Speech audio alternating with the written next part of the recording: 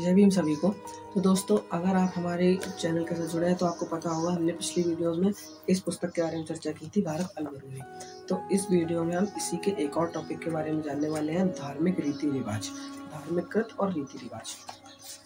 तो इसमें क्या लिखा है, अलग अलग जातियों के धार्मिक कृत क्या क्या थे और क्या रीति रिवाज थे। तो सबसे पहले इसमें लिखा है क्षत्रियों के बारे में कि क्षत्रिय वेदाध्ययन कर सकते थे, यानी वेदों का अध्ययन, वेदों के बारे में जानकारी प्राप्त कर सकते थे और उन्हें पढ़ा नहीं सकते थे, केवल उनके बारे में जानकारी प्राप्त कर सकते थे। और उनका काम था प्रजा की रक्षा करना, और वो प्रजा पर शासन भी कर सकते थे, लेकिन उनका मेन काम था प्रजा की रक्षा करना। उसके अलावा वैश्य का काम था खेती पाती करना, खेत जोतना और ब्राह्मण की आवश्यकताओं की पूर्ति करना। उसके बाद आओ शूद्र।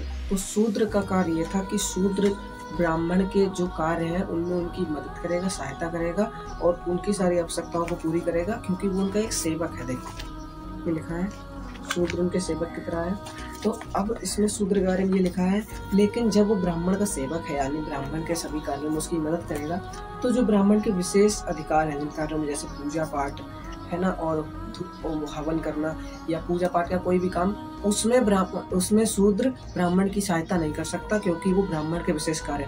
अगर ऐसा ब्राह्मण ने किया तो, अगर इसमें लिखा है कि वैश्य और शूद्र ने ब्राह्मण के किसी विशेष कार्य को किया, जैसे पूजा पाठ का काम हो गया, तो उसे ब्राह्मण राजा के पास सामने पेश करके उसको अपराधी घोषित कर सकता था और राजा उसको उसकी जीभ कटवा देते थे। ऐसा इसमें लिखा है, क्योंकि वो एक शूद्र है। तो ये लिखा था इस पुस्तक में। अगर आपको इस बुक के बारे में जानने में अच्छा लगता है तो हमारे चैनल के साथ बने रहिए।